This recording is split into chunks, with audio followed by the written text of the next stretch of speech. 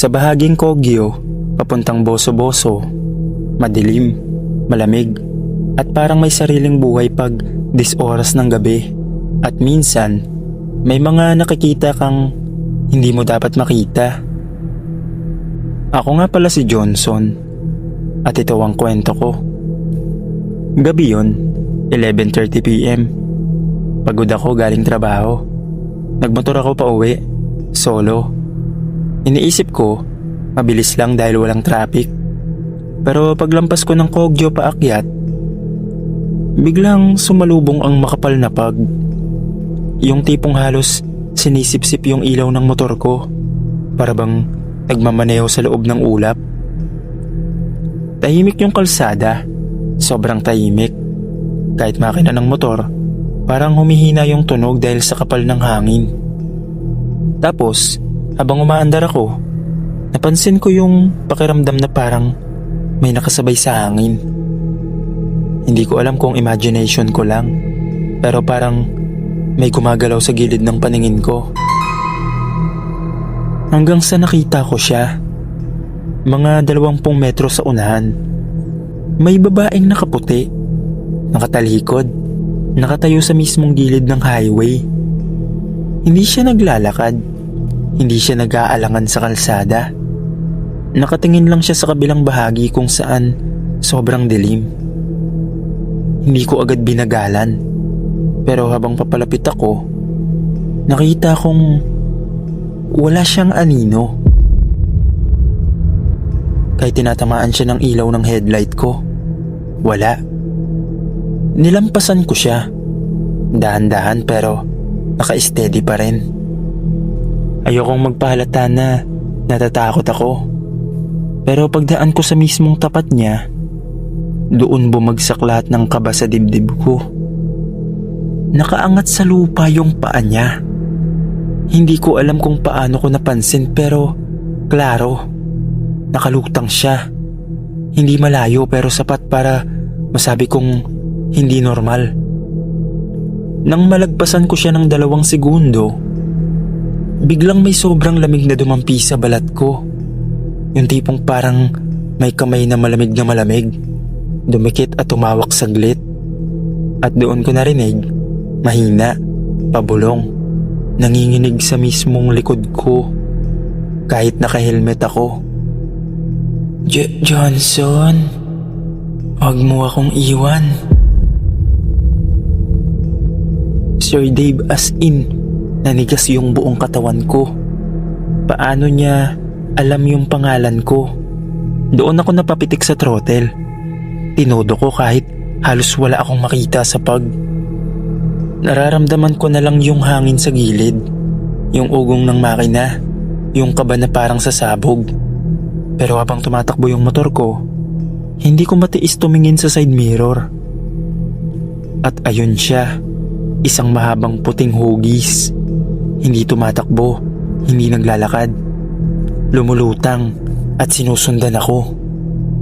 Hindi siya lumalapit pero hindi rin lumalayo. Parang nakatali lang siya sa akin. 1 pulgada sa pagitan pero hindi bumibitaw. Nang makarating ako sa part na may street light, doon lang siya nawala. Parang naglaho. Huminto ako sa gilid. Hingal na hingal. Nanginginig yung kamay ko kahit naka-gloves ako. Iniisip ko tapos na. Iniisip ko safe na.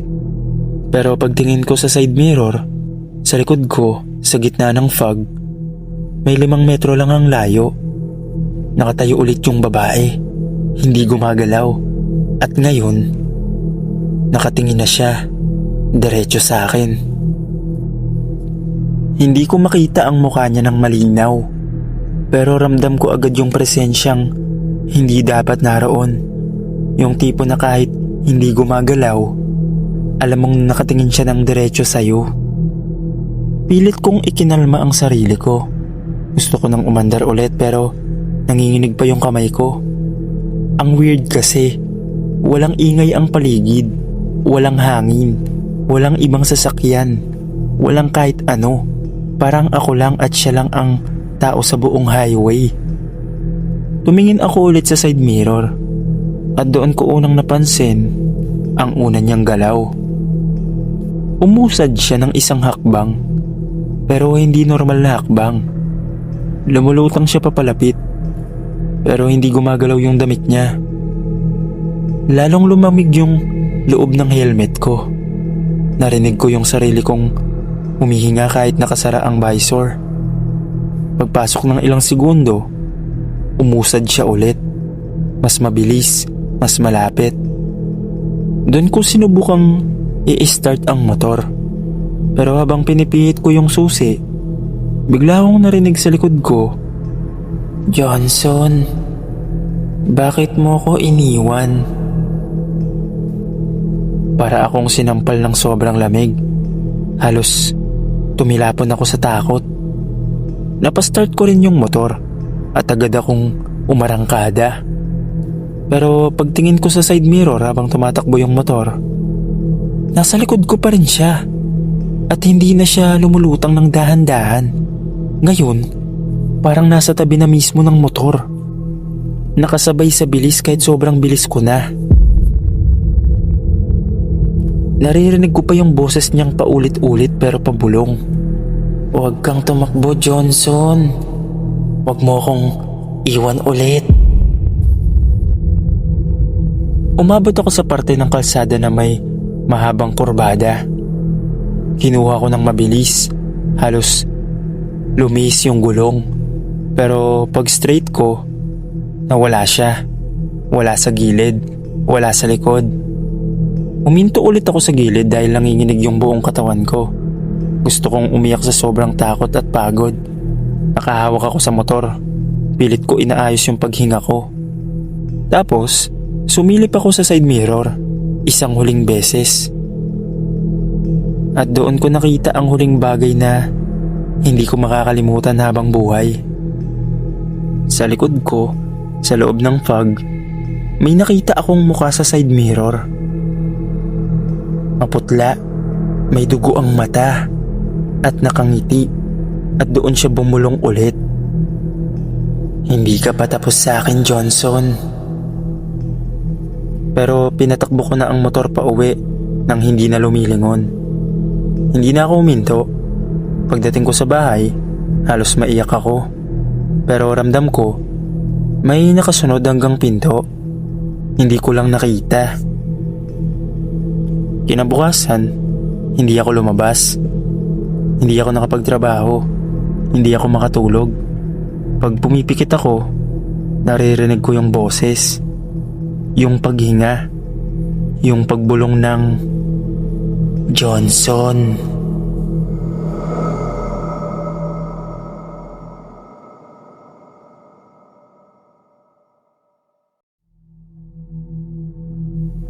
Magandang gabi sa lahat ng nakikinig ng PNT Stories. Ako nga pala si Rafael at hindi ko makakalimutan ang gabing yun. Bandang 12 AM, pauwi ako galing trabaho. Mag-isa sa motor. Tahimik ang highway. Puro pag at malamig na hangin na parang kumakapit sa balat. Habang umaandar ako ng dahan-dahan, napansin ko agad yung kakaibang tensyon sa paligid. Yung tipong kahit nakabukas ang ilaw ng motor ko, parang may mga anino sa gilid na sumusunod sa bawat galaw ko. Biglang narinig ko yung mahina, malinaw na busina mula sa gilid ng kalsada. Akala ko may paparating na sasakyan, kaya medyo tumabi ako.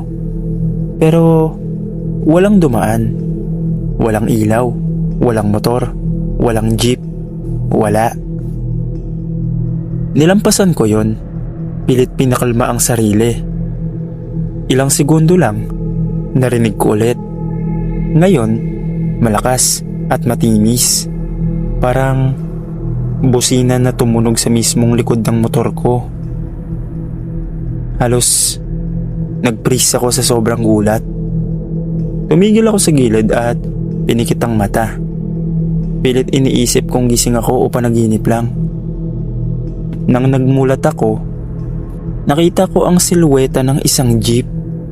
Itim, walang ilaw, nakatigil sa gilid ng highway. Parang nakahinto lang sa dilim. Walang tao sa loob, walang driver, walang pasahero. Pero ang pinakang nakakatakot, nakatutok ang harap ng jeepney diretso sa akin. Parang nag-aabang, parang namarkahan ako. Ramdam ko ang pag-init ng dugo ko at lumakas ang kabog ng dibdib ko. Tumingin ako sa paligid.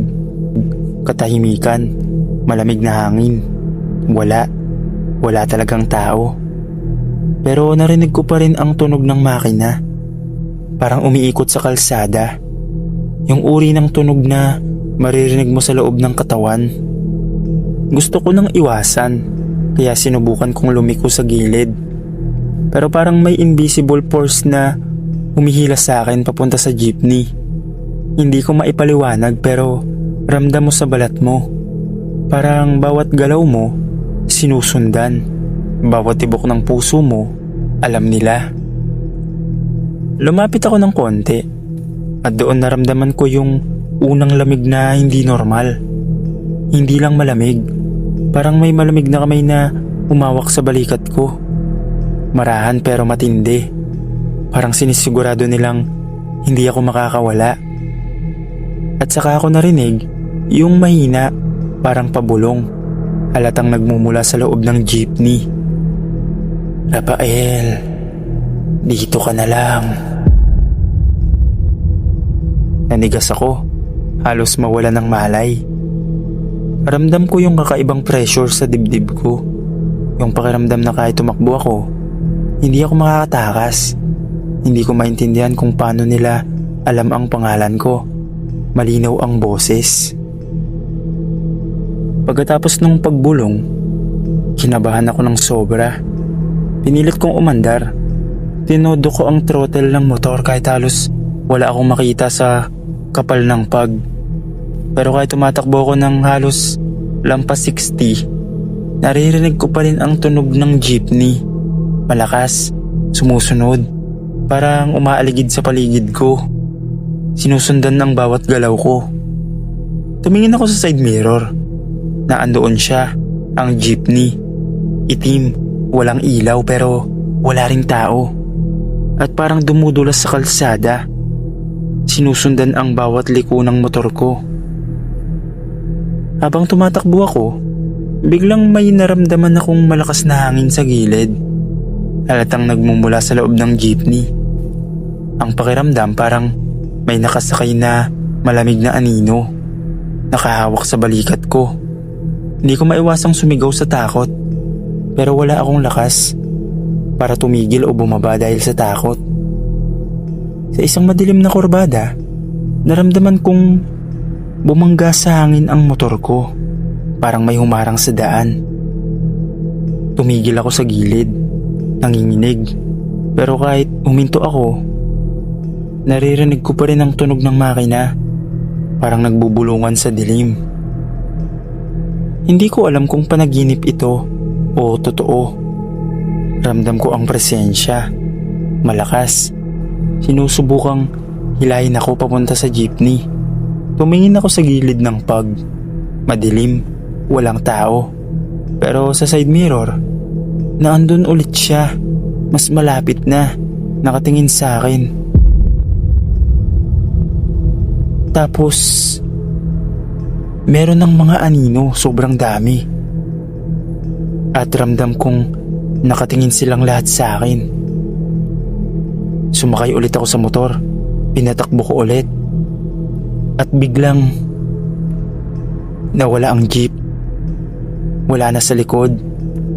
Tanging katahimikan at malamig na hangin lang ang natira.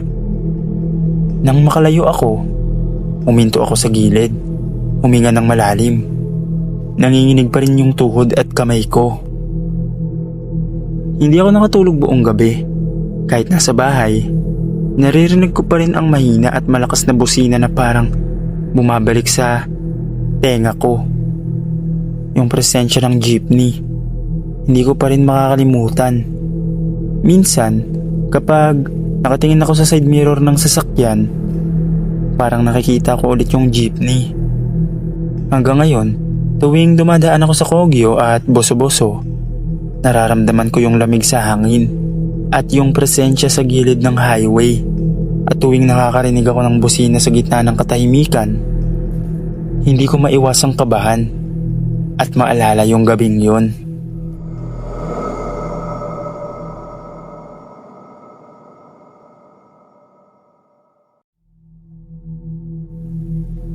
Magandang araw sa inyong lahat. Ako nga pala si Dante. Gusto ko lang magkwento ng karanasan ko sa Marilaki Road. Mga bandang 2 AM nun, pauwi ako galing Antipolo. Pupunta akong Quezon. Mag-isa lang ako sa motor. Ang Marilaki Road, lalo na sa ganitong oras, ay halos walang ilaw, madulas at puro dilim. Ang hangin ay malamig at parang may kasamang bulong na humahampas sa balat ko sa bawat liko. Biglang sa gitna ng isang madulas na kurbada, namatay ang makina ng motor ko. Pumindot ako ng starter. Hindi bumukas. Namatay ang motor ko sa gitna ng kalsada. Umupo ako sa gilid, pilit huminga ng malalim. Habang tinitignan ko ang dilim sa paligid, ramdam ko agad yung kakaibang tensyon. Yung tipong parang may nakatingin sa'yo mula sa kakahuyan sa gilid ng kalsada. Nakakakilabot, ngunit alam kong kailangan kong manatiling kalmado. Hindi nagtagal, may naramdaman akong malakas na hampas ng hangin sa paligid. Parang may dumaan sa tabi ko. Sobrang lamig, naramdam sa balat. Halatang hindi galing sa natural na hangin. Pagtingin ko sa gilid ng kalsada, nakita ko ang isang matangkad, payat at walang katiyakang nilalang. Ang mukha nito ay kakaiba at namumula ang mata sa dilim. Hindi ito umatake o lumapit, pero ramdam ko ang presensya niya. Parang sinusukat ako, tinatansya. Kinabahan ako ng sobra. Halos hindi na ako makahinga. Sa ilalim ng buwan, kita ko ang mahabang kuko, matulis ng ngipin, at katawan niya na parang lumulutang. Hindi ko alam kung saan siya pupunta pero nandun lang siya sa harap ko. Habang nakatingin ako sa kanya, may mahina at malamig na bulong mula sa hangin. Lumayas ka bago ka maabutan. Hindi ako gumalaw. Alam ko kung gagalaw ako, baka mawalan ako ng balanse at mahulog sa gilid ng kalsada dahil sobrang dilim. Pinilit kong manatili sa motor. Nanginginig ang mga kamay ko at tuhod sa kaba. Dahil hindi ko kaya ang sitwasyon, kinuha ko ang cellphone ko at tumawag ng rescue service para ayusin ang motor ko. Habang hinihintay ko sila, ramdam ko na parang lumalapit ang nilalang sa akin. Pero ang bilis. Parang lumilipad. Lumipas ang ilang minuto. Ngunit sa dami ng kaba at adrenaline, biglang parang nagbago ang hangin. Tumigil ang malamig na panginginig sa balat ko. Tumingin ako sa gilid at wala na yung nilalang. Wala dun sa may kakahuyan. Wala sa kalsada. Para bang naglaho na lang sa hangin. Pagdating ng rescue team, naayos ang motor ko agad. Pero kahit nakauwi ako, hindi ko pa rin maalis sa isip ko yung gabing yun. Yung malamig na hangin, ang pabulong, at ang pangitain ng nilalang na nakatayo sa dilim. Hindi niya ako sinaktan, ngunit sapat na yun para malaman ko hindi lahat ng bagay sa dilim ay kaibigan ng tao. Simula noon, Sir Dave, kahit araw, tuwing dumadaan ako sa Marilaki Road, hindi ko maiwasang tumigil at tumingin sa gilid ng kalsada. Nag-iingat sa bawat anino at sa bawat hangin na dumadampi sa katawan ko. Minsan, habang nagmamaneho, ramdam ko pa rin ang malamig na presensya na sumusunod sa akin kahit wala akong nakikita. Hanggang ngayon, tuwing makakarinig ako ng hangin o busina sa gitna ng katahimikan ng bundok, bumabalik sa isip ko ang gabing yon. At bawat pag-alala ko, ramdam ko pa rin ang takot, ang kaba, at ang hindi maipaliwanag na presensya ng nilalang sa Marilaki.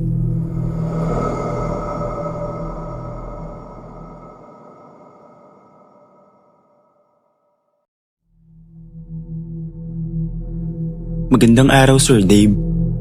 Ako nga pala si Lance, isang ordinaryong empleyado sa Maynila. At sa tuwing may pagkakataon, umuwi ako sa amin sa Tarlac para makasama ang pamilya ko. Noong gabing yun, mga 12:00 ng madaling araw, napagpasyahan kong bumiyahe pa uwi. Gusto ko kasing iwasan ng traffic at mabilis kapag 10 oras ng gabi. Tahimik ang buong NLEX at halos wala akong kasabay. Ang lamig ng hangin sa loob ng kotse at kasabay nito, unti-unti akong inaantok. Kaya parang hindi tuluyang pumikit ang mata ko, binuksan ko ang radyo at tinaasan ang volume.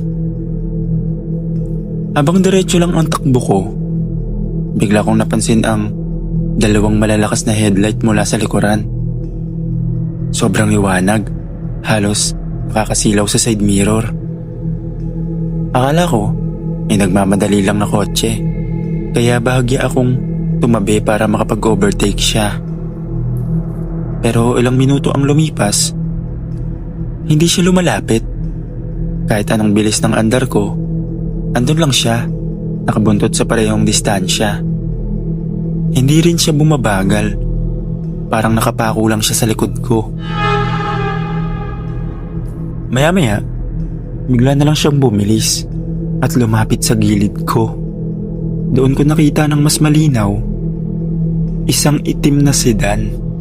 Makintab ang katawan ng sasakyan, parang bagong wax. Pero halatang luma ang modelo. Kotse pa ng dekada 60. Ang kakaiba, sobrang linis, walang gasgas, pero tinted ng itim na itim ang mga bintana.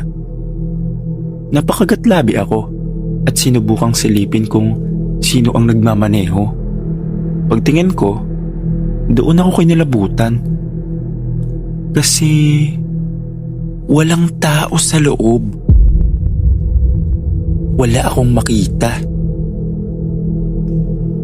Walang kamay sa manibela. Walang anino sa upuan. Para bang kusang gumagalaw yung kotse. Nagsimula itong mas lumapit pa. Halos didikit na sa gilid ng sasakyan ko. Ramdam ko yung ugong ng makina niya na parang hindi normal. Sobrang lakas at bigat na parang hindi pang tao. Kinabahan ako, kaya inapakan ko ang silinyador hanggang sa umabot ng 100, 110, 120 kph. Pero kahit ganon, hindi siya naiiwan. Parang sinasadyang sabayan ako. Pakiramdam ko, pinaglalaroan ako ng mga bagay na hindi ko maipaliwanag. Bigla siya nag-overtake sa unahan ko. Tumutok siya sa mismong harap ng kotse at ilang segundo lang, naglaho na parang bula. Pagdating ko sa amin sa Tarlac, nanginginig pa rin ako. Hindi ko muna binanggit sa pamilya ko, pero kinabukasan, nagkwento ako sa pinsan kong madalas ding bumabiyahe sa NLEX. Sabi niya, may mga chismis daw talaga tungkol sa mga lumang sasakyang bigla na lang sumusulpot sa highway.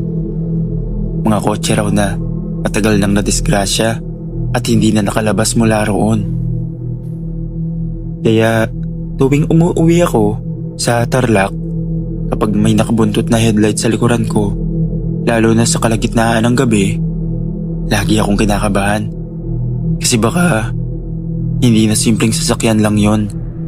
Baka isang sasakyan na namang walang driver. Hanggang dito na lang po, Sir Dave. Maraming salamat po.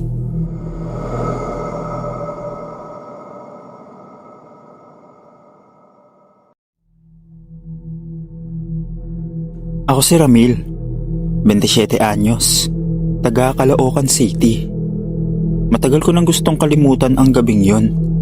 Pero tuwing nakakasakay ako ng bus, hindi ko maiwasang maalala. At sa tuwing naiisip ko, nanlalamig ang katawan ko. Dahil alam kong hindi yun guni-guni lang. Gabi ng Martes, alas 11 na ng gabi. Late na ako nakalabas ng trabaho. Sa monumento ako nag-aabang na masasakyan papuntang Bulacan. Wala ng jeep, wala ng UB. At ang natira lang ay isang provincial bus na halos wala ng pasahero. Nakapark ito sa tabi. Bukas ang ilaw sa loob. Pero medyo mahina. Parang malapit ng mapundi. Sumakay ako agad. Pag-akyat ko, bumungad sa akin ang kakaibang katahimikan. Wala pang 10 pasahero sa loob. Lahat sila nakayuko o nakatingin sa labas ng bintana. Parang walang interes sa paligid. Hindi ko pinansin. Pagod na ako. Gusto ko na lang umuwi. Kaya umupo ako sa gitnang bahagi ng bus, malapit sa bintana. Pag-andar namin, sumipol ang hangin sa labas. Ang kalsada ay madilim. Halos walang poste ng ilaw. Habang umaandar kami sa NLEX, biglang bumuhos ang ulan. Tumama sa bubong ng bus ang malakas na pagpatak ng ulan na lalong nagdagdag sa nakakapangilabot na katahimikan. Habang nagbibilang ako ng mga ilaw ng poste, napansin kong isa-isang bumababa ang mga pasahero sa bawat hintuan. Sa bawat pagbaba nila, hindi man lang sumasara ang pinto. Parang kusa itong nagbubukas at nagsasara kahit walang konduktor. Hanggang sa ako na lang ang natira. Ako at isang babaeng nakaupo sa bandang likuran. Nakayuko siya, mahaba ang buhok na parang basa at nakasuot ng puting damit. Hindi ko makita ang mukha niya. Sinubukan kong baliwalain. Pero habang tumatagal, pakiramdam ko, nakatingin siya sa akin kahit nakayuko. Pinilit ko maging kalmado. Nagbukas ako ng cellphone para mag-text sa nanay ko. Pero wala akong signal. Sinubukan kong tumawag pero no service. Pagkatapos ng ilang minuto, napansin ko ang kakaibang bagay. Wala ng konduktor. Wala ring driver. Napasinghap ako. Tumayo ako at lumapit sa unahan. Pero nang silipin ko ang harapan ng bus, wala talagang tao. Ang manibela, gumagalaw mag-isa habang umaandar kami sa madilim na kalsada. Nanlamig ang kamay ko. Hindi ko alam kung anong gagawin. Humakbang ako paatras, dahan-dahan, at muling tumingin sa babae sa likod. Wala na siya sa upuan. Ang naiwan lang ay buhol-buhol na buhok na basa, nakakalat sa upuan, at mga bakas ng tubig sa sahig na papalapit sa akin. Bigla ko naramdaman ang malamig na hininga sa batok ko. Kasabay nito, may marahang boses na bumulong sa tenga ko. Dapat bumaba ka na bago mahuli ang lahat. Napatalan ako at napatakbo papuntang pinto. Pero sarado ito. Pilit kong hinahatak, sinisipa, pero ayaw bumukas. Nilingon ko ang likod. Wala pa rin ang babae. Pero nakita ko sa sahig ang basa at mahabang buhok. Gumagapang papunta sa akin. Sumigaw ako ng malakas, pero parang walang nakakarinig. Sinubukan kong pumunta sa unahan para lumabas sa harapan, pero biglang nawala ang daan. Oo, nawala. Hindi na siya kalsada, kundi parang mahabang madilim na lagusan na walang katapusan. Nasa sobrang takot ako nang biglang mamatay ang lahat ng ilaw sa loob ng bus, at ang tanging liwanag na lang ay mula sa kidlat sa labas. At bawat kidlat, may nakikita akong nakatayo sa likod ko, unti-unting lumalapit. Hanggang sa naramdaman ko ang malamig na kamay na humawak sa balikat ko. Paglingon ko, doon ko siya nakita ng malinaw. Maputla ang muka, wala ng mata, puro itim na butas. Basa ang buong katawan niya at may tali sa leeg na parang hinihila. Bago ako makasigaw, hinila niya ako pabalik. At ang huling naaalala ko, tumilapon ako papuntang kalsada. Nagising ako kinabukasan. Basang-basa, nanginginig sa gilid ng highway. May mga driver ng truck na nakakita sa akin at tinulungan ako. Nang tinanong nila ako kung anong nangyari, sabi ko, may bus, iniwan ako. Pero nagkatinginan lang sila at sinabing, wala nang bumabiyahing bus dito ng gantong oras, mga 10 taon na. Ngayon, tuwing may naririnig akong kwento tungkol sa white lady sa NLEX, hindi na ako nagtatanong dahil alam kong hindi siya kwento lang. Nakasakay ako sa bus na yun at alam kong hindi siya huling beses lalabas. Nag-aantay lang siya ng susunod na pasahero. Hanggang dito na lang po, Sir Dave. Maraming salamat po.